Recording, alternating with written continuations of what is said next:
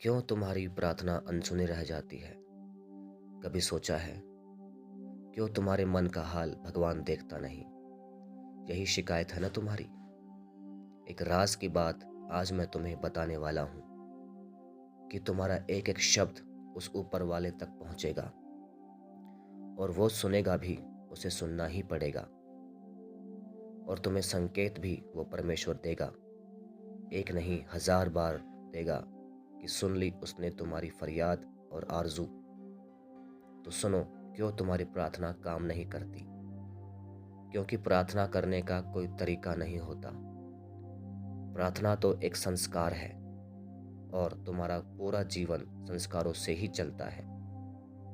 एक बात बताता हूं मैं तुम्हें, हाथ जोड़ना कोई प्रार्थना नहीं, आंखें बंद करना और सर झुकाना भी कोई प्रार्थना नहीं, शब्दों का मंत्रों का जाप करना भी कोई प्रार्थना नहीं। तो प्रार्थना क्या है और कैसे काम करती है, जानना चाहते हो तो सुनो। प्रार्थना बचपन से तुम्हारे भीतर बीज के रूप में सुरक्षित है।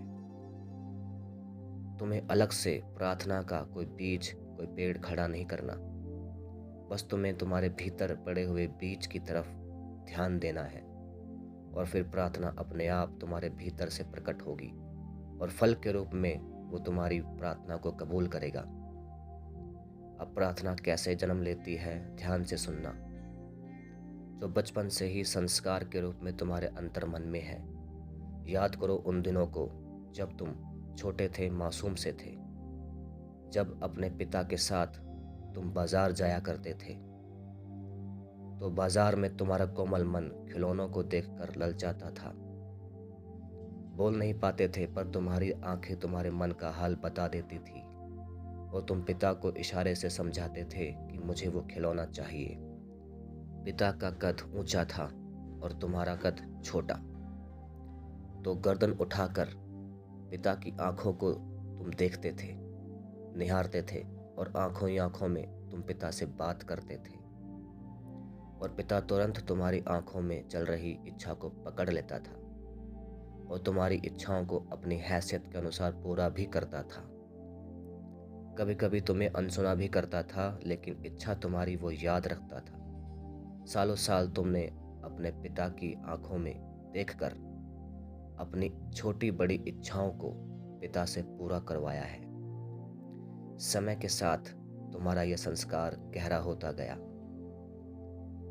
कि जब भी गर्दन उठाकर पिता की आंखों में तुम देखते हो तो वो तुम्हारी इच्छा जरूर सुनता है। धीरे धीरे तुम्हारा यही संस्कार प्रार्थना और दुआ की शक्ल में तुम्हारे भीतर बैठता गया। तुम्हारी मासूम आंखों में प्रार्थना उतरने लगती थी और इसी मासूमियत के चलते पिता तुम्हारी इच्छा पूरी किया करता था। लेकिन आज तुम पिता के जैसे बड़े हो चुके हो, कद में उसके बराबर हो गए हो और तुम्हारा पिता भी अब बूढ़ा हो चला है और तुम्हारी इच्छाओं को अब पूरा करने में सक्षम नहीं है।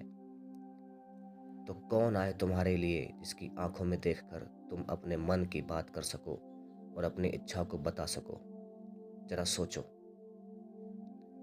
कोई बात नहीं, मैं बताता हूँ कि किससे करनी है अब तुम्हें फरियाद। जो पिता की तरह पड़ेगा तुम्हारी आंखों को, तुम्हारे मासूम मन को, वो और कोई नहीं, पिताओं का पिता है, जिसे हम परम पिता कहते हैं, ईश्वर कहते हैं।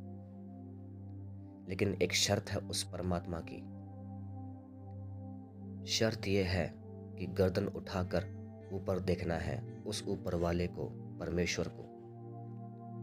उसी मासूमियत से जो बचपन में तुम्हारी आंखों में तुम्हारे पिता को दिखाई देती थी, महसूस होती थी। बस यही बचपन का दबा हुआ संस्कार तुम्हें दोहराना है। अपनी आंखों से दुआ करनी है, प्रार्थना करनी है अपने परम पिता से।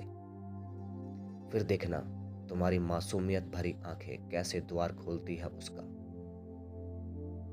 और फिर परमेश्वर खुद प्रकट होकर पिता की तरह तुम्हारी इच्छाओं को पूरा करेगा। बस यही है वो प्रार्थना और दुआ करने का संस्कार जो तुम भूल गए हो।